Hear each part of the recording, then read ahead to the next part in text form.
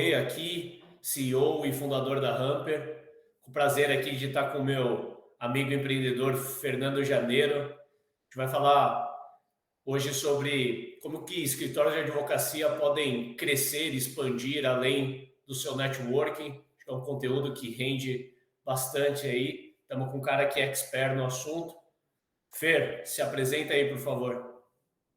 Fala, Ricardo. Boa tarde a todos. Meu nome é Fernando. Como o Ricardo disse aí, eu sou advogado, né, de formação.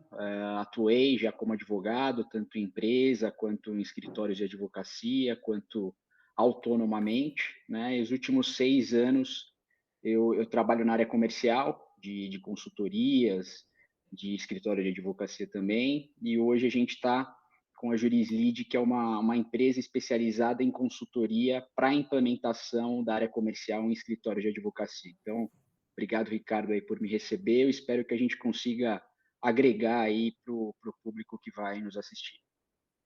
Bem legal. Eu sempre te falei isso, né? Eu acho que você tem um blend de carreira bastante interessante, né? Porque você estudou direito, se formou, tirou a carteirinha, praticou por um tempo, e em algum momento da sua carreira você decidiu fazer um shift, acabou indo para o mercado de tecnologia, atuar na área de vendas. Era evidente, né, acho que os seus traços, digamos assim, de soft skills, que você se daria bem numa área de negócio. Acho que até a tua experiência, depois se virar o caso, a gente pode aprofundar mais isso. Sua experiência como advogado teve relação com áreas mais negociais. E eu me lembro dentre tantos papos que a gente teve na época que você trabalhou aqui na Hamper, quando você já tinha a ideia de empreender, a gente conversando e você falando, caramba, Rick, eu tenho desejo de empreender, eu me vejo empreendendo, ainda não sei com o que empreender, e eu procurava trazer muito à tona, né, cara? Talvez o teu caminho para empreender esteja na intersecção dessas duas esferas que você viveu, né? O mundo jurídico e a formação técnica que você tem nessa área, mais vendas que você já tinha vivência, traços pessoais e até acho que uma herança de família, porque você também compartilhava comigo que os teus pais vieram de uma jornada empreendedora também, teu pai principalmente com uma gênese muito forte em vendas. E acho super interessante hoje, anos depois desses papos, né? Talvez o que a gente está falando aqui tem pelo menos seus 5 anos. Hoje você aí com a Jurislead realmente concatenando esse conhecimento todo da tua jornada. E antes de a gente explorar um pouco do teu conhecimento, eu queria também trazer à tona aqui um pouco da minha vivência, como a gente está transmitindo esse conteúdo no canal de YouTube da Hamper. Imagino que muita gente conhece a Hamper, eventualmente até conhece um pouquinho da minha história, mas vale comentar um pouco do meu contexto, porque eu também tenho alguma vivência no mercado jurídico e até por isso que a gente viu a oportunidade aí de a gente trazer um pouco do nosso conhecimento para esse conteúdo. Eu trabalhei antes de empreender em duas empresas de tecnologia, sendo uma delas a Auron Software, que é uma empresa de software jurídico. Imagino eu que ela é a líder no Brasil nesse assunto. Na minha época, que já deve ter aí os seus 12 anos, ela já era uma empresa muito relevante no espaço. E eu me lembro, eu trabalhei de 2010 a 2012 na Auron, só para localizar. Eu fui head de marketing lá. E por ser muito curioso e também por ter a ver com o meu trabalho na época, eu tive que fazer uma imersão em um mercado que eu não conhecia tão bem, que era esse universo jurídico. Eu ajudava a Auron na participação nas feiras mais relevantes do setor, eu dialogava com a imprensa desse setor. E por curiosidade, eu estudei muito o assunto marketing jurídico na época, a gente produzia alguns conteúdos. Então, eu entrei nessa muito como entusiasta. Um pouco depois, ali de 2012 em diante, eu tive uma agência chamada Saiteína, que sempre teve como foco atender empresas B2B. Dentre essas empresas, a gente atendeu alguns escritórios de advocacia. Então, se antes eu estava estudando um pouco como entusiasta, depois eu tive que realmente ter um pouco mais de propriedade no assunto. Eu diria que a gente atendeu pelo menos uns 5 escritórios de advocacia, com projetos de marketing digital. Isso me aproximou ainda mais do assunto. Acho que tenho relacionamentos com advogados que eu conheci daquela época que eu carrego até hoje. E hoje, pela Hamper, a gente atende também, né? A Hamper ela é 100% focada no B2B. Dentre os segmentos que a gente tem alguns bons escritórios de advocacia como clientes.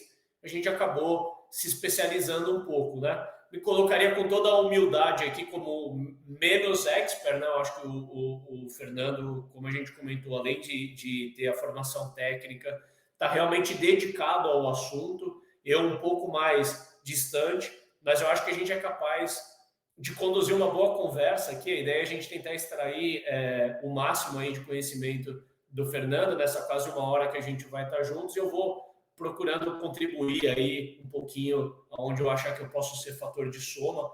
E aí, Fer, cara, eu queria que a gente assim começasse o conteúdo indo direto no ponto da dor, né? A proposta do conteúdo aqui é como ajudar escritórios de advocacia a irem além do seu networking. O título ele é autoexplicativo, mas eu acho que aqui a gente acaba impactando direto numa dor, né? O que eu mais vi na minha trajetória dos escritórios que eu conheci, e aqui eu estou falando de escritório de todo tipo, de todo porte, desde de pequenas sociedades até escritórios renomados, acaba caindo em uma dor parecida que me parece que o crescimento do escritório ele está limitado. Essa limitação não necessariamente ela precisa ser pequena, porque escritórios de advocacia, alguns conseguiram se tornar negócios enormes, mas me parece muito limitado ali ao networking, principalmente dos sócios que trazem os clientes e dos primeiros clientes que indicam para outros clientes. Você tem a mesma perspectiva, Fernando? E se sim, ao que você atribui, cara, esse gap, se assim a gente pode dizer que existe nesse mercado? Cara, eu acho que o escritório de advocacia, assim como outras consultorias, né, a consultoria jurídica é um tipo de consultoria, todos os escritórios, eles começam com network indicação, né? Então, são os sócios ali que têm os primeiros contatos, etc. E na medida que o tempo vai passando, esse networking ele vai se exaurindo, e aí os sócios começam a buscar outros meios para tentar prospectar cliente, né? A gente teria que colocar num histórico, porque o escritório de advocacia, há 50 anos atrás, a gente tinha os rainmakers, né? São os grandes patriarcas de escritórios que hoje são enormes. E esses caras, a gente tem que entender que também começaram do zero e eles batiam a porta de empresas, eles começaram prospectando, indo atrás de clientes. Naquela época era um mercado que tinha muito menos concorrência, muito menos escritórios de advocacia, e esses caras eles acabaram construindo um nome muito forte, e principalmente as grandes bancas jurídicas hoje, elas atraem clientes que vêm procurá-las, né? Principalmente clientes grandes. Quando a gente vai trazendo mais para a realidade de hoje, né, onde você tem mais concorrência para todos os setores, escritório de advocacia é a mesma coisa, a gente já tem que abrir um pouquinho mais o escopo, né? A gente tem a tecnologia que está a nosso favor, então muitos escritórios de advocacia já exploram essa parte de geração de conteúdo, redes sociais, etc. Mas a gente vê cada vez mais a geração de conteúdo está cada vez mais maçante, e as pessoas que têm qualificação para serem atendidas por aquele escritório não chegam no escritório, e aí começa a dificuldade, porque o escritório não consegue aumentar a carteira de clientes delas.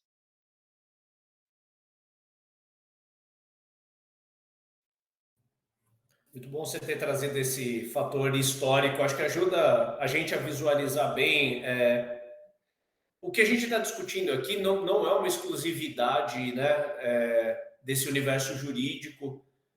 Eu vejo na jornada da maioria das empresas B2B essa dificuldade, que normalmente um negócio B2B, um negócio de serviços de valor agregado, ele começa a partir do conhecimento que um sócio ou sócios têm naquele negócio, né, naquele business, e começa normalmente vendendo. Aqueles sócios eles entendem que se eles venderem só para quem eles conhecem, eles já têm um negócio que para de pé, né? Então, eu acho que é assim que a maioria dos negócios começa. Daria para adicionar também que normalmente a formação técnica dessas pessoas são na área da prestação de serviço. Então, é muito comum isso, desde lá de 2010 a gente martelava muito nessa questão como um mote da Aurum, de que os advogados que estão à frente de escritórios de advocacia focam em advogar bem. E não tem nada de errado, na verdade, tem que fazer isso de fato. Mas acaba que a gestão do negócio acaba ficando algo secundário. Só que se o negócio cresce, isso, e que é, eu imagino, a ambição da maioria de quem empreende nessa área, é crescer, essa falta de conhecimento sobre gestão vai se tornar um gargalo. E aqui, quando a gente fala de gestão, a gente está falando da gestão administrativa apenas, né? De fluxo de caixa, etc. e tal. A gente está falando da gestão estratégica do negócio, né? O escritório ele vai ter um posicionamento no seu mercado, ele vai criar uma marca, ele vai desenvolver canais de marketing, ele vai desenvolver competências de vendas e por aí vai, né? A gente vai ter tempo naturalmente de abordar todas essas frentes aqui. Eu acho que o assunto está um pouco mais relacionado a marketing e vendas, que é um pouco mais da nossa expertise. Uma coisa que eu achei interessante também, Fer, que você comenta, né?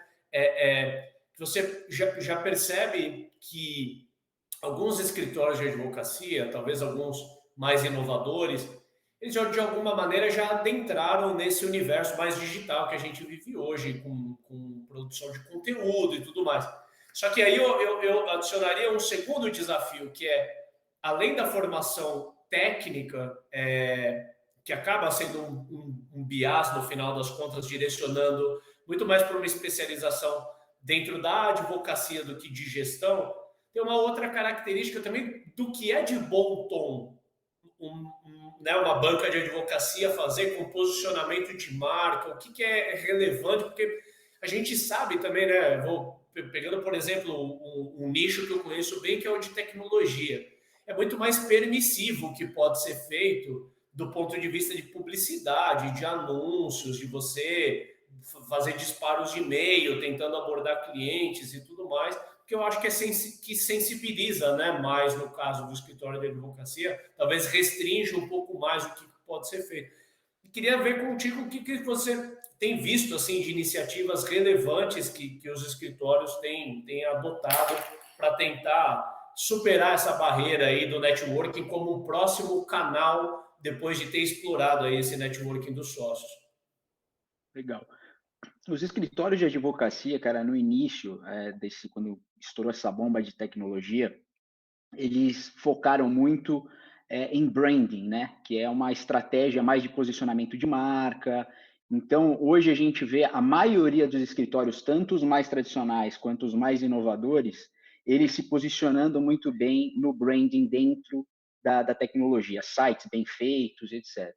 O que aconteceu foi que, de 5, 6 anos para cá, o que está acontecendo a geração de conteúdo, o branding, ele não está sendo mais suficiente para trazer clientes para o escritório. Né? Então, o escritório ele acaba usando a tecnologia. Hoje a gente vê muito o que o pessoal chama de inbound marketing, né? Que nada mais é do que você produzir conteúdo, fazer um e-book, disponibilizar no site, aí vem lá algum lead, coloca o e-mail dele, baixa o e-book e depois você vai fazer o contato. O grande problema que a gente tem notado, que os escritórios de advocacia que estão passando conosco e têm passado para a gente, é no seguinte sentido, tá? A gente está atraindo lead, o pessoal vem no nosso site, baixa o nosso material, só que são leads completamente fora do perfil de clientes que nós atendemos. E então acaba que o nosso custo de aquisição de cliente está muito alto, a gente disponibiliza horas e horas dos nossos advogados para produzir material, e chega no final do dia, que o grande objetivo é atrair cliente para o escritório e aumentar nosso faturamento, ele não consegue atender esse objetivo, porque a gente não consegue ir atrás justamente dos clientes que realmente têm o perfil para o nosso escritório atender. Então, hoje, o que eu vejo os escritórios eles já estão com a tática de usar a internet para atrair clientes, só que agora virou um outro problema, né? O problema maior dos escritórios é, tá, tudo bem, os clientes vêm, mas os clientes que estão vindo não têm o perfil que o meu escritório atende. B2B, a gente relaciona sempre dois vetores que são muito importantes, né? Uma coisa é volume, outra coisa é qualidade. E não necessariamente um é ruim e o outro é bom, tudo vai depender do tipo de negócio. Por exemplo, quando você comercializa algo de menor valor agregado, e aqui eu não estou menosprezando nada, né? Mas quando você vende algo como, por exemplo, um serviço de assinatura de alguma coisa que custa R$ 100 por mês, você não pode ter por característica na tua venda você gerar cada um dos leads ali de uma forma muito humana, muito custosa, depois você ir lá visitar aquela pessoa e prestar um atendimento super personalizado e tudo mais, porque no final do dia você vende algo que custa R$ 100 por mês. E esse esforço dessa venda sofisticada não vai ser pago pela remuneração que o cliente provê pela empresa. Do outro lado, né, no outro extremo, você tem serviços de altíssimo valor agregado, a gente poderia colocar grande parte dos serviços advocatícios dentro desse contexto, né, de serviço de valor agregado, que não vai soar de bom tom você fazer ações massificadas que vão trazer lead em volume. Eu acho que além de não soar de bom tom, você tem uma característica até de capacidade do escritório de advocacia de atender um grande volume caso isso vir a acontecer. E é claro que assim, quando a gente fala sobre isso, a gente não está condenando ações, né? A Hamper ela é também uma empresa de inbound marketing, por exemplo, e dentro do nosso ofício aqui, para nós mesmos, nós fazemos muito inbound. Então, a gente é case comprovado de que faz muito sentido para o perfil de empresa nossa, né? Eu acho que fazer inbound para um escritório de advocacia se faz necessário, porque poxa, envolve produção de conteúdo, envolve presença digital. Mal isso não vai fazer, né, para o escritório. Agora, como canal de geração de leads, ele pode vir a ser mais questionável a depender, talvez eu seja um pouco genérico aqui, mas na minha concepção, para a maioria dos escritórios de advocacia, interessa menos o volume e mais a qualidade, ou seja, eu preciso realmente de clientes, de potenciais clientes que realmente têm a dor que o escritório se propõe a resolver, tem poder aquisitivo, tem maturidade para consumir aquele tipo de serviço e não o volume de milhares de pessoas vindo com dúvidas talvez triviais ali de dia a dia que vai acabar não convertendo. E aí, tendo em vista, Fernando, que reconhecendo aqui que tem a importância da produção do conteúdo, da presença digital, mas que isso não vai ser suficiente para o escritório conseguir atravessar a barreira e sair do networking. O que mais que sobra, assim? Que outras coisas que a gente poderia explorar dentro desse nicho? E é importante lembrar, antes de entrar nesse tópico, que o direito ele tem uma peculiaridade também, que é a prática jurídica que a gente está falando, né?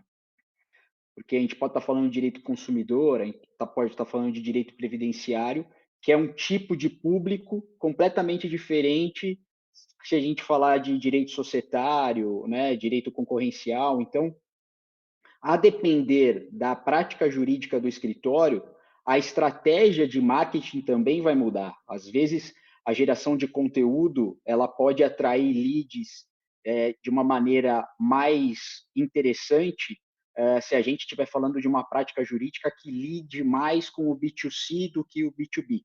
Né? Agora, quando a gente fala em escritórios que atendem outras empresas, aí sim a gente já começa a ter uma certa dificuldade de atrair leads em potencial, porque dificilmente um gerente jurídico, um diretor jurídico, ele vai entrar no site do escritório e ele vai deixar ali o contato dele para o escritório fazer o contato. Então, o que a gente tem visto, principalmente em escritórios abrangentes e full services, que são quem é da área sabe que são escritórios que atendem várias práticas jurídicas, o que a gente tem visto é o escritório ele mapear qual é a principal oportunidade naquele momento de um nicho de mercado, tá? E fazer a produtização do serviço, que nada mais é do que você pegar essa oportunidade, ver uma dor específica daquele nicho de mercado, tá? E aí fazer uma abordagem especial em cima daquele lead, né? Obviamente que quando a gente está falando disso, existem uma série de outras coisas que o escritório precisa ter feito, né? Que é definir perfil de cliente ideal, ver o nicho de atuação que ele acha que é mais interessante a depender do público que ele já está acostumado a atender. Então, existe uma série de estratégias antes de você fazer uma abordagem. Só que o que a gente tem visto é, principalmente em escritórios full service e abrangentes, é produtizar um serviço, ou seja, ver uma oportunidade dentro do mercado, uma dor lá que está pegando naquele momento, e fazer uma abordagem específica naquela dor, e não querendo apresentar o escritório. É muito menos sobre o que o escritório faz e muito mais a dor, o momento daquele cliente em específico que você está lidando. E quando a gente fala em cliente, não é só aquela empresa, não é só aquele nicho de mercado. A gente também esquece que a gente está falando com um ser humano, que a gente está falando com uma pessoa dentro dessa empresa que também tem as necessidades próprias dela, tem uma série de outras coisas que também devem ser levadas em consideração quando você vai tentar abrir esse canal de comunicação com a empresa. Então, eu acho que o grande gargalo hoje dos escritórios de advocacia não é a geração mais de lead, porque isso, os leads vêm através da produção de conteúdo, mas é a qualidade. É como eu abro um canal de comunicação com o meu cliente ideal, com um perfil de público que eu quero atender, que eu gero mais valor. Você trouxe um tópico bastante interessante que eu queria aprofundar um pouco antes de a gente avançar.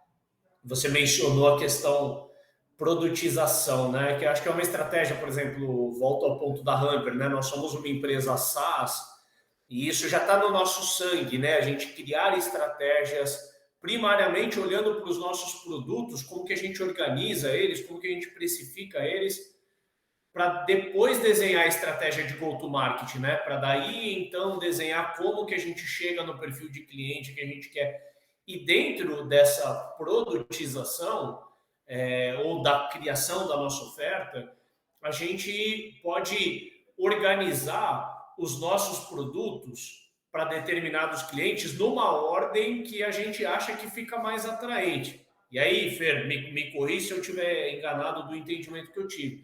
O que você está querendo dizer é que, eventualmente, um escritório que ele é full service, e aí vamos entender que ele tem desde serviços para apoio para a parte tributária de uma empresa, mas ele vai até fusões e aquisições, passando por trabalhista e Uhum. por outras competências. Eu me colocando aqui no meu próprio sapato de empreendedor, eu não vou fechar com um escritório de advocacia, por exemplo, que me abordar friamente falando de fusões e aquisições, né? Falando assim, pô, Ricardo, tudo bem? Você é um empreendedor da Hamper, está pensando em vender a sua empresa e está afim de ter um parceiro para te ajudar? Não, não vai ser por aí, né? Provavelmente na hora que eu for buscar, no meu momento de buscar o assunto fusões e aquisições, ou eu vou conversar com outro amigo empreendedor que passou por essa experiência e vou tentar acessar quem o ajudou, vou pedir indicação, ou os meus investidores vão me ajudar. Existem outros caminhos. Agora, poderia, para uma dor tributária, dando um exemplo aqui né, da Hamper, a gente estaria eventualmente mais abertos a receber uma abordagem de um potencial parceiro. Claro que eu usei exemplos hipotéticos aqui, mas no apanhado, a mensagem principal que eu estou querendo dizer é que um escritório poderia usar o que a gente chama de um produto ou serviço cunha ou ponta de lança que iria na frente, né, para você despertar o interesse, abrir o relacionamento e começar no cliente a partir daquele primeiro serviço, para depois um dia você poder atender aquela empresa com todo o teu portfólio de serviços. Exatamente. Quando a gente fala em consultoria, e consultoria jurídica ainda é mais importante, a ligação advogado e cliente, ela está baseada em duas coisas, né? Que é confiança e credibilidade. E isso você só vai conseguir com o tempo e com um trabalho de qualidade. Muito provavelmente, quando o escritório vai desenvolver um trabalho de M&A, esse cliente ele já está com aqueles advogados há um bom tempo, ou seja, o elo de confiança e credibilidade ele já está estabelecido. Né? Quando a gente fala de produtizar um serviço, você começa a facilitar a entrada naquele cliente, porque o que os advogados falam para mim, eles falam assim, Fernando, o problema não está em estabelecer a confiança e credibilidade. Uma vez que eu entro no cliente, eu consigo, com o meu trabalho, com a forma que eu atendo, conquistar essas duas palavras mágicas. O problema é como que eu entro, como que eu faço a primeira abordagem para adquirir essa confiança e credibilidade. Então, quando a gente entra no tópico de produtização, é justamente você oferecer algo, e aí escritórios full service e abrangentes, eles têm uma vantagem da boutique, porque eles podem ver, eles têm várias áreas jurídicas ali que eles atendem, eles podem ver qual área jurídica tem um assunto que está relevante naquele momento, que é uma dor para aquele mercado, e aí ele transforma aquele serviço numa abordagem prática e você entra naquele cliente fazendo abordagem naquela dor específica. E não falando do seu escritório, porque o escritório de advocacia, não importa o que você faz, né? Escritório de advocacia, todos prestam serviços de advogado. Então, é mais importante como você faz do que o que você faz. E para você mostrar como você faz, você tem que entrar no cliente. E a melhor forma que nós temos visto com o trabalho que a gente tem desempenhado é entrar com um serviço em específico e depois você expandir para outras áreas. Aí tem uma série de exemplos. Você falou direito tributário, tem muita gente que entra pela recuperação de crédito tributário e depois faz outros serviços. Você tem clientes que vão entrar por direito concorrencial. O compliance hoje é muito forte, então, às vezes, o escritório ele empacota um serviço de consultoria para compliance dentro da empresa, e depois que ele faz aquele serviço de consultoria, ele expande para outras áreas do escritório. Então, quando a gente fala em produtizar, a gente está falando muito nessa característica de você ter uma forma de entrar dentro do cliente e uma vez que você está dentro do cliente, aí você vai expandir com a confiança e credibilidade. Bom, eu vou fazer só um adendo e depois, se a gente achar interessante, a gente pinça de volta esse assunto. Eu acho que tem vários ganchos que podem ser usados, né, para um escritório de advocacia buscar novos clientes, eventualmente através de prospecção. Eu citaria pelo menos dois aqui, né? Existem alguns eventos de transformação na indústria, como por exemplo uma mudança na legislação. Às vezes muda a legislação tributária daquele setor, a legislação trabalhista, e pode ter uma oportunidade para escritórios procurarem ativamente, porque as empresas daquele setor vão ter que se adaptar e vão precisar de um parceiro para isso.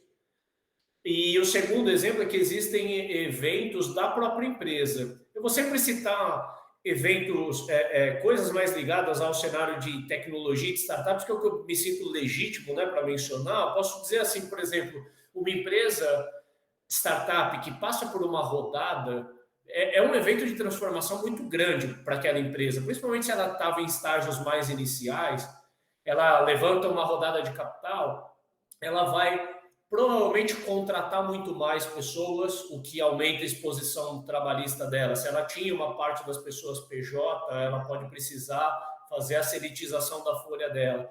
Ela vai passar a ter uma complexidade maior de administração de cap table, que é o capital social da empresa, grosso modo, porque agora tem investidores e outros acionistas, existe um acordo de acionistas que vai regir a relação ali, dentre outras coisas que eu acho que a partir de um certo estágio aquela empresa ela já não consegue mais viver sem uma assessoria jurídica no dia a dia, né? Só dando exemplos. Então, para escritórios estarem atentos a esses eventos que ou transformam algo numa indústria, num setor, ou estarem atentos dentro do perfil de cliente ideal, monitorar, né, quem são clientes target para estar atentos a mudanças que essa empresa pode se transformar, que pode encaixar ali, eventualmente, a oferta de um serviço jurídico.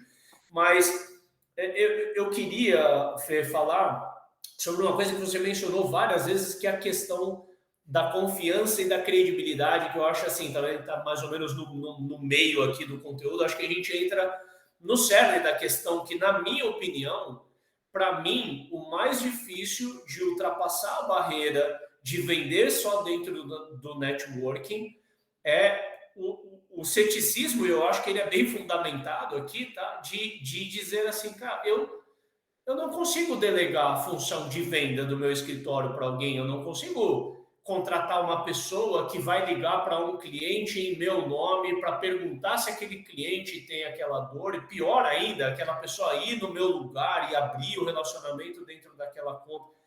Existe uma barreira difícil que negócios de muito valor agregado e que tem esses fatores de confiança e credibilidade, que normalmente está associado aos sobrenomes que vão na placa da parede do escritório ali, né? É muito difícil de delegar. E aí, quando a gente está falando de fazer um trabalho de geração de leads, um trabalho mais propositivo de vendas, é difícil, na minha opinião, no meu entendimento, eu precisei passar por essa curva como sócio de empresa, de qual era a hora que eu não agregava mais valor vendendo. Eu tinha que ser o CEO da empresa, eu tinha que ser o gestor. Reconheço que, para mim, como empresa de tecnologia, é infinitamente mais fácil de fazer isso do que no escritório de advocacia. O meu cliente não pede a minha presença na conta dele, ele assina um software. É bem diferente. No caso de escritório de advocacia, não. Como que os escritórios de advocacia podem lidar com isso, Fernando? Faz sentido construir time de marketing, time de vendas? Isso é uma atribuição que os advogados vão ter que fazer part-time? Como que você enxerga isso? Ah, na medida que o advogado ele vai crescendo na carreira, aí a gente está falando de advogados que entraram em grandes bancas e vão crescendo, eles vão sendo cada vez mais vendedores, mais comerciais e menos advogados, tá? E o cara que monta um escritório próprio, ele, desde o D0, ele já é um vendedor, né? Quando a gente fala, na medida do tempo, que o tempo vai passando, o escritório vai aumentando de tamanho, você tem os clientes mais estratégicos e os menos estratégicos. Daí a gente já começa a falar sobre processo de vendas. Quando a gente fala em processo de vendas, que a gente coloca isso dentro de uma esteira, aí a gente vai começar a falar que existem alguns temas que só os donos de escritórios vão conseguir tocar, mas existem outros temas que você consegue delegar isso para um time ou para uma pessoa específica, às vezes um advogado mais júnior que tem um perfil mais comercial, tá? Que faça esse trabalho de aquecimento do lead para entregar ele para o sócio de uma maneira mais quente, né? Onde o sócio vai tocar da reunião até o fechamento. Então, vai depender muito da produtização do serviço, o que você vai estar oferecendo, tá? Mas é importantíssimo e o que é bem satisfatório que eu tenho visto nos escritórios é cada vez mais eles conseguem estabelecer um processo de vendas dentro da esteira de marketing e vendas deles, e a partir dessa divisão, aí sim eles conseguem entender, bom, esse tema aqui ele é muito peculiar, então vai direto o sócio do escritório mais sênior. Esse tema aqui a gente pode entrar por um cara mais júnior e aí depois quando crescer as conversas, aí a gente envolve o advogado mais sênior ou o sócio do escritório. Para mim faz todo sentido, né? De novo, trazendo um paralelo aqui com startup, talvez a ambição de quem empreende com startup sabe que vai ser o fundador ou fundadora, a pessoa a vender no começo, mas tão logo seja possível, essa é uma função que a gente gostaria de delegar e é até prudente delegar. E aí a gente foca muito em construir um processo de vendas que seja replicável, que seja ensinável, porque essa é a base da escala para uma empresa de tecnologia como a Hunter. No caso do escritório de advocacia, o fator escala ele não está necessariamente ligado ao volume de clientes que eu vou atender, e sim na qualidade, no ticket, em como eu vou precificar, né? É esperado que o escritório, na medida que ele vai graduando o nome dele no mercado, ele vai podendo praticar, né, tickets cada vez maiores e mais interessantes para ele. E aí, dentro desse exercício, não faz sentido o advogado sênior, como você comentou, uma pessoa que é sócia do escritório, sair da atribuição de venda, porque ali talvez a gente está falando muito a palavra venda, mas eu acho que ela está dentro de uma palavra maior que é relacionamento.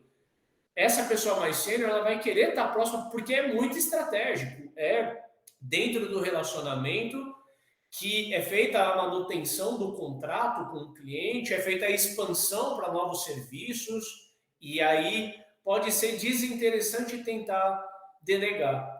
Por outro lado, é importante identificar quais etapas são delegáveis, porque dentro dessa jornada de relacionamento com o cliente, existem estágios super estratégicos e existem estágios menos estratégicos. Talvez ali a etapa mais fria da relação, de abordar dos conhecimentos iniciais, aonde cada lado ali está qualificando um ao outro para ver se faria sentido colocar mais tempo naquela relação. Talvez essa etapa seja uma etapa que seja possível delegar. Talvez parte de quem está nos ouvindo aqui já esteja familiarizado com um termo que está muito disseminado no mercado de B2B, no mercado B2B de forma geral. Essa posição que eu estou descrevendo aqui é do SDR, né, do Sales Development Representative, ou do pré-vendas, que é uma pessoa que ela normalmente ela está um pouco menos graduada, né, na jornada profissional do que a pessoa que visita, que fala com clientes, o que não significa que ela é uma pessoa desqualificada, acho que muita gente acaba errando aqui. E talvez aqui seja onde existe espaço para começar a construir pessoas de relacionamento para o escritório que não estão envolvidas, talvez, na prestação de serviço, mas estão ali ajudando no propósito do escritório de trazer novos clientes e de prospectar, enfim, de abrir novos relacionamentos. É mais ou menos isso? Se faria sentido o escritório ter essas pessoas dedicadas? E se sim, já emendando na pergunta, qual que é o perfil dessas pessoas por um escritório? Então, assim, tomei a decisão de trazer, qual que é o primeiro passo, né? Qual que é a característica desse profissional? Ah, primeiro, o que a gente está falando aqui, quando você citou SDR, etc., a gente tem que entender que empresas onde a força comercial ela tem que ser muito maior, a divisão do time de vendas, ela também é muito maior. Né? Então, você tem um cara para inteligência comercial, você tem um prospectador, você tem um SDR, você tem um account executive. No mundo jurídico, existe algumas adaptações que a gente tem que fazer, porque você não quer, no teu escritório, você não vai atender, você não quer 15, 20 clientes por mês novos. Né? Isso não é importante para o escritório. O escritório ele é mais estratégico, ele busca atender ali 2, 3 escritórios diferentes, que já vai dar uma, um aumento de faturamento muito grande, muito significativo. Então, se você destacar uma pessoa, e o que a gente tem feito muito pega um advogado um pouco mais júnior, que já tem um perfil mais comercial, né? E é um cara que você destaca para fazer o trabalho part-time. Então, ele continua advogando, mas ele vai ter ali algumas atividades específicas de uma pessoa de vendas mais júnior, que é você construir perfil ideal de cliente, é você nichar mercado, é você enxergar oportunidade, é você olhar o Vadimeco não como um monte de artigos, e sim como uma oportunidade infinita de serviços que você pode prestar, tá? E aí, quando a gente fala do advogado fazer esse trabalho, fica muito mais fácil, porque ele tem a técnica jurídica, tá? E o processo comercial ele vai desenvolvendo, né? Então, uma vez que ele entra no processo comercial e ele começa a desenvolver essas habilidades, o fato dele também ser advogado ajuda muito. Então, muitas vezes os escritórios falam, mas eu vou ter que contratar um cara que é comercial e tal. Não necessariamente, eu acho que existem pessoas dentro do próprio escritório que são comerciais por natureza e também querem lapidar esses skills. E aí você pode utilizar essa pessoa que está dentro de casa, que está dentro do próprio escritório, para fazer esse trabalho, que é um trabalho muito de você pesquisar, né, de você ir atrás de informações do cliente, ir atrás de jurisprudência, porque você consegue ver, através de jurisprudência, muita oportunidade de negócio também para abordar cliente. Então, tem uma série de coisas que, se for um advogado que faz esse trabalho comercial, é, muito provavelmente o trabalho vai sair de melhor qualidade, tá? E o lead vai vir mais ajeitado para o advogado sênior ou dono do escritório. Perfeito. Eu consegui visualizar tanto que, assim, né, trazendo uma vivência minha aqui, até um pouco antes da Hamper, no meu período ali de transição entre a agência e a Hamper, eu peguei alguns clientes para prestar consultoria. Não era um business que eu queria fazer por muito tempo, mas era a minha época de validação da Hamper. Eu precisava também me capitalizar para desenvolver o produto. Eu fiz consultoria para algumas empresas próximas e eu me lembro de um cliente que eu tive que era uma consultoria de logística de altíssimo valor agregado. Esse meu cliente, ele tinha sido executivo de multinacionais, acumulou muito conhecimento, saiu, foi prestar consultoria, assim, o ticket dele era na casa de centenas de milhares, só atendia empresas muito grandes. Naturalmente, ele valorizava bem o tempo dele. Você imagina, né? Uma pessoa que ela tem gabarito para estar presente na prestação de um serviço de centenas de milhares de reais, ela não quer ficar fazendo abordagem fria dentro do LinkedIn, por exemplo, mas ele ficava numa sinuca de bico ali de como delegar esse trabalho. Eu me lembro que quando eu conversei com ele já conhecia o conceito de SDRs e tudo, e ele falou uma que eu já cansei de ouvir, by the way, assim: Rick, me ajuda aqui. Cara, eu já contratei SDRs aqui umas 3 vezes, pessoas diferentes, ficaram 3 meses aqui, a gente não saiu do lugar. Enfim, essa boa parte de quem está nos ouvindo aqui, seja de escritório ou não, muito provavelmente já viveu ou já ouviu algo. Eu acho que tem uma característica um pouco errada de olhar, né? A maneira como é buscado as pessoas de SDR no mercado e a formação que é dada dentro de casa é muito questionável. Acho que não vem tanto ao caso para o conteúdo aqui agora, mas como que a gente resolveu o problema? Eu entendi, né? Eu fiz algumas perguntas para ele e entendi o perfil de SDRs que ele estava contratando e que nível de formação que ele estava fornecendo. Realmente, assim, existia, Fê, um gap gigantesco entre o conhecimento que aquela pessoa tinha e o que ela precisava ter para estabelecer um diálogo com aquele potencial cliente que ia comprar um serviço de logística de muito valor agregado.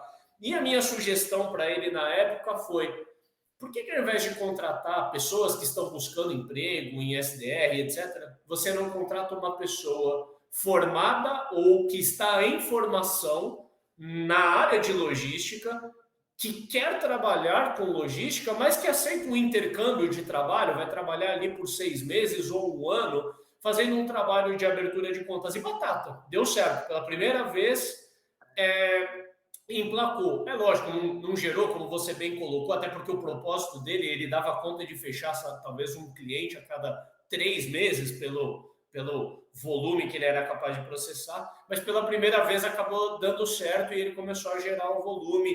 E quando você falou de um escritório de advocacia, quando ele vai começar a construir o time comercial, ele naturalmente ele não vai montar algo análogo a um call center dentro. Eu acho que isso até fere, né, um pouco do que o escritório faz. Ele não vai montar isso dentro de casa. Faz todo o sentido ele ter pessoas, advogados, paralegais, pessoas que já estão envolvidos ali no meio, que têm conhecimento técnico para estabelecer o diálogo mínimo para abrir. E aí, queria aproveitar um pouco do seu conhecimento, Fê, e talvez aqui seja uma parte que a gente consiga dar mais entrega prática para quem está ouvindo, assistindo esse conteúdo, que é: se você fosse descrever assim, a jornada de alguém que vai fazer abordagens, né, prospecção para abertura de novos clientes para um escritório de advocacia, como que você descreveria? Quais são as etapas, assim, e pontos de atenção? Seja esse escritório de advocacia alguém que, poxa, já tem uma pessoa que tem atribuição e vai fazer isso dedicada, ou não, sou sócio de um escritório pequeno, comecei há pouco tempo, vou eu mesmo fazer. Por onde eu começo a fazer um trabalho de prospecção, Fê? Primeiro de tudo, eu acho que é perder o medo, é perder um pouco até o preconceito, porque aí a gente volta no começo da nossa conversa. Lá atrás, os pioneiros, etc., eles iam muito atrás dos clientes. Eu lembro que eu estava atendendo um escritório de advocacia há pouco tempo atrás, e uma das sócias seniors, ela falou para mim, Fernando, teve uma época que eu era diretor ainda da empresa, isso há 30 anos atrás, que um dos sócios de um escritório gigantesco, hoje, uma banca enorme, que eu não vou falar o nome aqui, ele ligava semana sim, semana não para ela, porque queria que aquela empresa fosse cliente deles. E isso foi se perdendo ao longo do tempo, porque os clientes eles foram se estabelecendo dentro dos escritórios e aí começou a vir muita demanda boca a boca. E os advogados pararam de fazer um approach mais ativo. Então ficaram sempre no passivo. E E acho que tem uma agora, questão de tempo também, né, Fê? Que é na medida que, quando você ainda tem menos clientes para atender, você consegue se dedicar para trazer novos, mas chega uma hora que a sua base de clientes se tornou relevante e você precisa ter presença nesses clientes. A sua banda de tempo para atuação em novos negócios ela vai ficando cada vez menor porque você já tem uma base de clientes para entregar valor para eles, né? exatamente. E aí a primeira coisa, você passar do medo é falar assim, aonde que eu sirvo melhor? Né? De que maneira que eu posso agregar mais as pessoas? E aí sim você olha para dentro de casa, e aí você começa a analisar a regra do 80-20 que a gente chama muito, né? Quais são os 20% dos clientes que trazem 80% do faturamento dentro do escritório? E aí você começa a traçar o perfil desses clientes. E aí você começa a entender que o teu escritório ele gera mais valor para um determinado tipo de cliente. E aí você começa a destrinchar isso.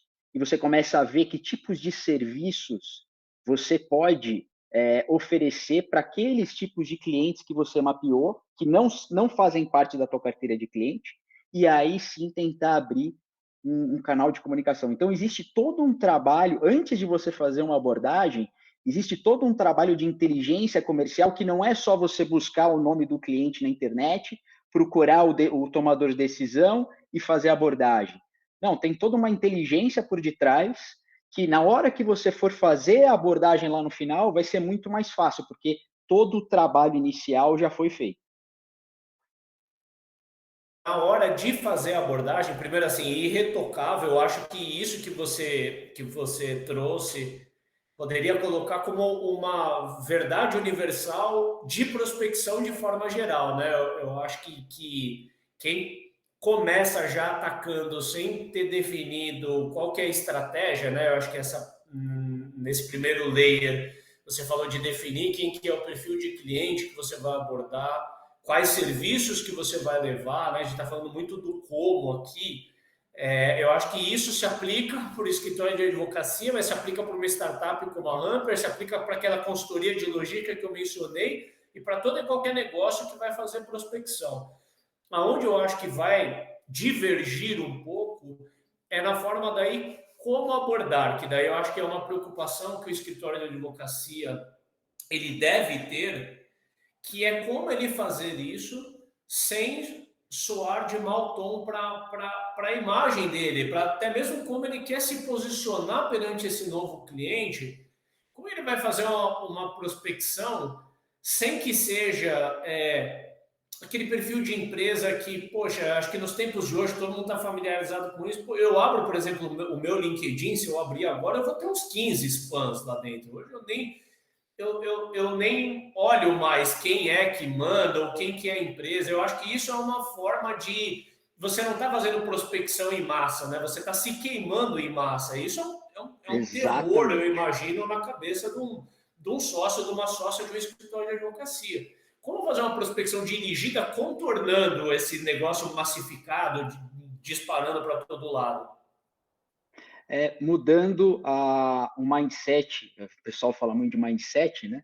De querer falar sobre o que você faz, você tem que se colocar numa posição muito mais de no que eu posso te ajudar? Eu tenho várias peças de Lego aqui, só que eu não vou querer vender as peças de Lego para o cliente. Eu vou ouvir o cliente, vou entender o que ele tem para me falar, e aí, baseado no que ele me falar, eu vou montar a melhor peça possível com os Legos que eu tenho. Então, é muito mais na posição de atender e não vender na medida que você abre o canal de comunicação. E a melhor forma de você abrir esse canal de comunicação é você entrar dessa maneira, é você não querer apresentar o portfólio de serviços do escritório. E sim, lembra, quando você fez a produtização, quando você viu uma oportunidade de mercado, a primeira coisa que você vai ter mapeado é a dor daquele cliente. E aí você vai prospectar em cima daquela dor e não em cima do que você pode oferecer para o cliente. Uma coisa que eu percebo que muda, isso em todo o negócio, né? Quando a gente atravessa o abismo ali de vender só dentro do nosso networking, dentro das indicações, e a gente começa a ter uma infusão de novos negócios chegando. Quando eu falo infusão, estou falando milhares chegando, né? Pode ser um por mês, pode ser 100 por mês, depende do tipo de negócio. Muda a característica, porque no começo, por exemplo, quando eu vendia, vou dar como exemplo para mudar um pouco da Humper, quando eu tinha uma agência. Quando um cliente meu me indicava para um amigo dele, eu pegava meu carro, eu ia até o amigo dele, eu sabia que 80% da venda estava fechada, porque aquele cliente que me indicou me emprestou a credibilidade dele, eu fui lá basicamente apertar a mão, entender a demanda e voltar com o contrato assinado para dentro de casa.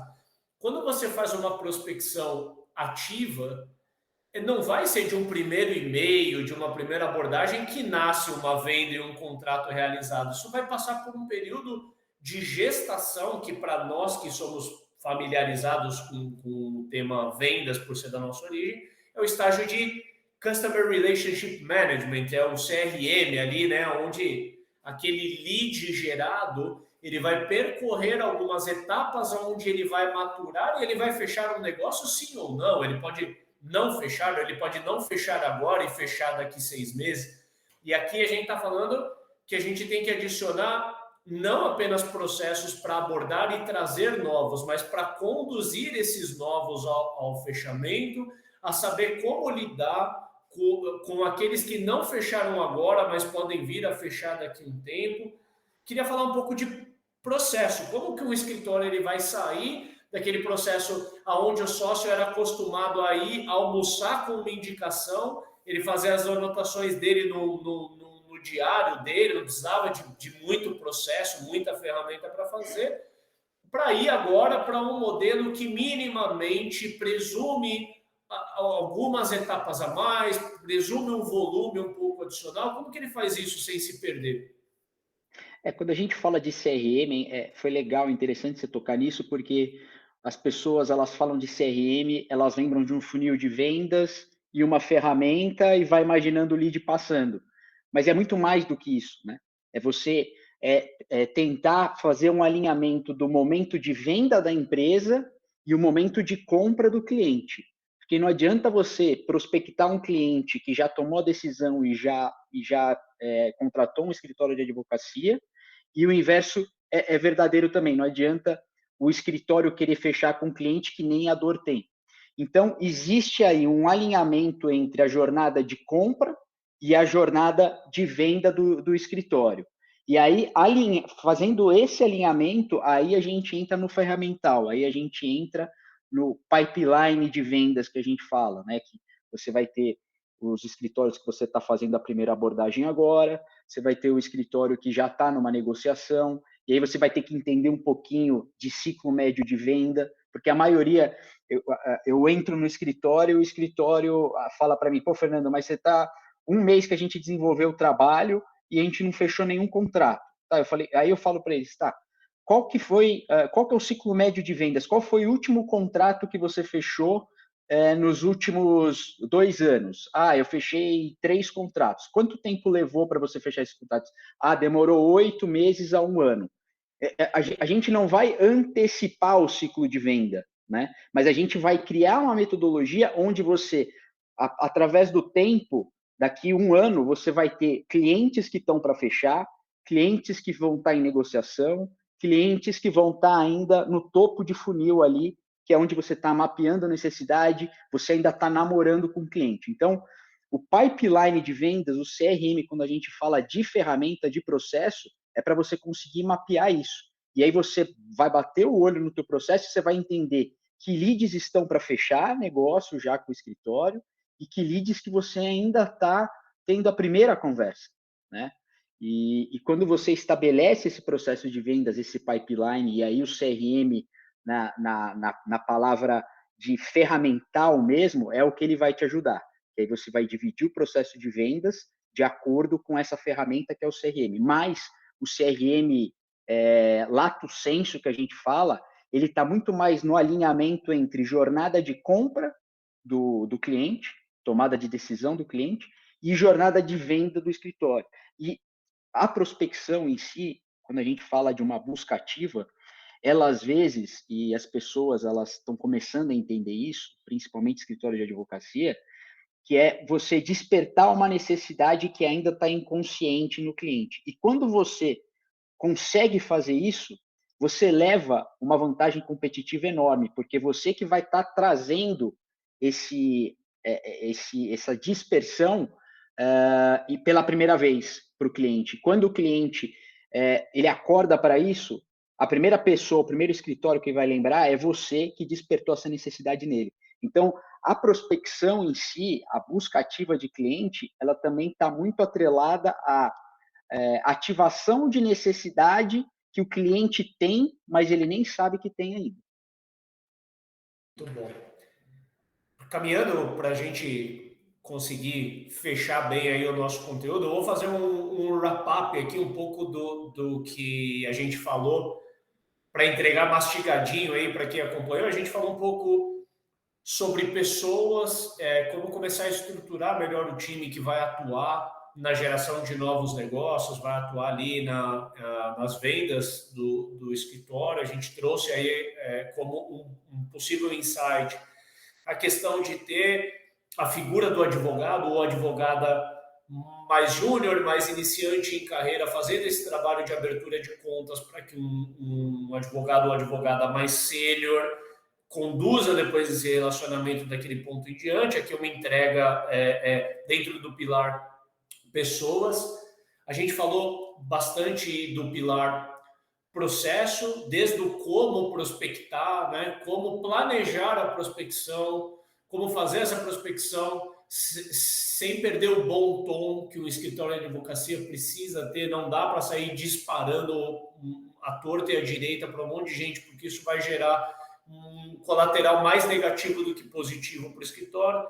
A gente acabou entrando numa parte mais processual, ferramental, de tecnologia. Falamos um pouquinho agora sobre CRM. Adorei aí o que você falou sobre parear a jornada de venda do escritório de advocacia com a jornada de compra do cliente. E isso está, inclusive, assim, é algo que transcende escritório de advocacia e que é um tema super atual, diria assim, nas melhores rodas de conversas de vendas B2B, isso de alguma forma vai estar sendo falado. Não adianta você focar no seu processo de venda e construir um processo de vendas que você, fechado a 4 paredes, pareceu perfeito e ele não combina com o processo de compra do seu cliente, que pode ter um tempo de gestação muito maior do que o que você considerou, pode envolver muito mais influenciadores, muito mais etapas do que você presumiu, e que, naturalmente, assim, se o processo de vendas não contemplar essa quantidade de elementos, ele está fracassado a não sair de lugar nenhum. E queria fechar, naturalmente aqui, sem querer enviesar para a Hamper, que é uma empresa de tecnologia e fatalmente parte do que a gente citar aqui pode ter intersecção com a Hamper, mas livre disso, eu queria que você desse algumas dicas ou ideias, talvez não necessariamente precisando citar nomes, aí se fica à vontade, foi assim, mas quais tecnologias poderiam ser adotadas para ajudar a sistematizar melhor esse processo ou até para trazer mais celeridade, para, de novo, voltar ao ponto de que o escritório de advocacia é um business de valor agregado, a hora das pessoas é cara e quanto mais a gente pudesse fazer valer da tecnologia para salvar tempo das pessoas, melhor. O que você recomendaria? Acho que a primeira coisa é aproveitar os frutos mais maduros, que eu brinco com os clientes, né? Porque como a maioria dos escritórios eles já geram conteúdo em redes sociais, LinkedIn, etc., já existem muitos leads ali que estão na rede do escritório, só que o escritório ainda não foi lá e buscou aquele cliente. Então, a primeira coisa que eu faria organizar os leads que já estão no radar do escritório, tá?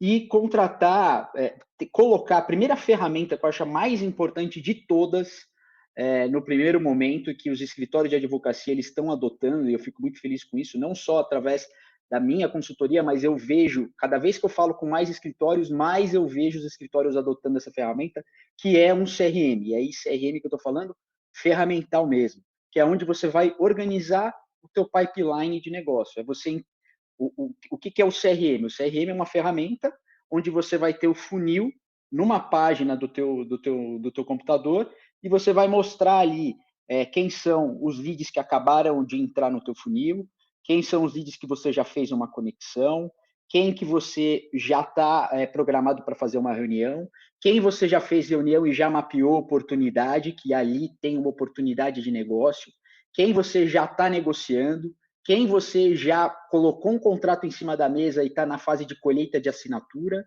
e quem já vai se tornar cliente. Então, um CRM para organizar aonde está cada lead nesse estágio de compra e venda do escritório, eu acho que é a primeira coisa. Depois que isso estiver organizado, né? Depois que você tiver abordado os leads que já estão no radar do escritório, aí sim começar a fazer uma prospecção mais ativa. E aí você tem N formas, você tem desde o LinkedIn, versão gratuita, já dá para fazer muita coisa com ele. Você tem ferramentas de descobertas de contato, de e-mails corporativos, você pode validar, você tem ferramentas de cadências de e-mails, você tem uma série de stack de ferramentas para cada um das etapas comerciais. Mas eu acho que antes de você acoplar qualquer ferramenta, a mais importante delas é o CRM, porque com o CRM, com o mapa ali do que você tem hoje no teu pipeline, você vai ver até onde que está a tua maior necessidade. A minha necessidade hoje ela é muito mais em administrar os leads que eu tenho do que colocar mais lead dentro do meu fluxo. Então, a ferramenta de descobrir e-mail ou você entrar no LinkedIn e abordar mais gente, talvez não sirva naquele primeiro momento, mas sirva para um momento posterior. Talvez o momento ideal agora é você ter uma plataforma de inbound, onde você vai conseguir organizar melhor os teus materiais, colocar cronogramas de publicações. Existem também ferramentas para isso. Então, é entender melhor qual que é o momento de escritório. Mas acho que a primeira ferramenta mais importante de todas é o CRM. Assina embaixo, Fê. Vamos lá, Fê. Como que o pessoal faz para te encontrar? E quem se interessou um pouco do que você falou, né? Acho que aqui está um pouco só uma pequena amostra do teu conhecimento. Quem quiser levar essa conversa adiante, conhecer mais sobre o Fernando de Janeiro, conhecer mais sobre a Jurislead, qual que é o caminho e, em breves palavras, como que você pode ajudar escritórios de advocacia aí a crescerem além do networking. O que a gente tem feito, na verdade, eu comecei esse trabalho de uma forma meio inédita. Foi um escritório de advocacia em específico que veio com a demanda, falou: Fernando, pô, você tem uma experiência comercial de muitos anos, é advogado também, a gente está precisando aumentar faturamento, a gente precisa estruturar a área comercial do escritório. Você topa fazer? Eu nunca pensei em fazer esse tipo de trabalho, fiz, foi um negócio que deu certo, e a partir desse trabalho eu lancei a mercado o serviço. Então, hoje a gente tem um serviço que é que a gente mistura um pouco dos conceitos de vendas e mentoria num programa só, e é onde eu disponibilizo conhecimento teórico e prático para que, ao final desse processo, o advogado ele seja capaz de fazer uma abordagem, construir um processo de vendas dentro do escritório, lidar com objeção. Então, a gente faz o passo a passo da área de vendas dentro de um escritório e, ao final desse programa, o advogado ele é capaz de estruturar, implementar aquilo, tá, dentro do escritório dele e começar a fazer os novos contatos e abrir novos canais de maneira simples e prática, né? O nosso trabalho ele é muito mais prático, enxergando as práticas jurídicas do escritório, o momento adequado de você fazer a prospecção e o treinamento do advogado em si para aquele negócio surtir efeito. Como que o pessoal pode te encontrar, Fê? Eles podem, tem o site da Jurislead, né, www.jurislead.com.br, pode me mandar um e-mail também, fernandocopriva@jurislead.com.br. Mas acessando o site, eu tenho lá o WhatsApp, o pessoal pode entrar em contato, a gente tem um time de atendimento, mas é importante dizer aqui que quem faz esse trabalho sou eu. Tá? Eu prezo muito pela dedicação no sentido do meu know-how, né? Então, como eu sou o advogado e eu sou a pessoa que tem o know-how na parte comercial, então eu que desenvolvo o trabalho dentro dos escritórios de advocacia e dos advogados também, porque não é só o escritório de advocacia, tem muitos advogados que estão fazendo carreira dentro de escritórios, tá? E eles estão vendo a necessidade, porque na medida que eles vão progredindo, eles vão vendo, pô, se eu não tiver cliente, eu não consigo subir, eu não consigo alavancar minha carreira. E aí eles veem a necessidade de trabalhar a parte comercial deles também. Perfeito. A gente vai colocar na descrição aí o link para o site, para quem quiser saber mais aí dos serviços do Fernando e da Jurislead. Para fechar a minha parte, obrigado quem acompanhou a gente até aqui. Nós da Hamper temos plataformas de tecnologia para ajudar a sistematizar e automatizar boa parte do que a gente conversou aqui. Então, a gente tem solução para inbound, tem solução para prospecção outbound, para isso ser feito de forma estruturada. Tem solução de CRM. O foco da conversa aqui não era necessariamente vender, né? Mas acho importante colocar à disposição tanto a Jurislead quanto a Hamper para ajudar escritórios de advocacia que estão nessa jornada de crescimento. Temos experiência não exclusiva, um pouco diferente daí do business do Fernando, que é dedicado para escritório de advocacia. Nós somos mais transversais em segmentos de mercado, temos empresas de tecnologia, empresas de logística, agências de marketing digital, dentre esses segmentos, alguns escritórios de advocacia, desde alguns dos maiores até pequenas bancas, pequenas sociedades que acabam contando aí com a tecnologia da Hamper para ajudar a estruturar, crescer seus negócios. Contem com a gente vai colocar também links e QR Codes aí na descrição. Beleza, pessoal? Super obrigado, Fê. Obrigado, prazerzão estar aqui contigo. Um forte abraço. Valeu, Ricardo. Prazer é meu. Um abração para vocês.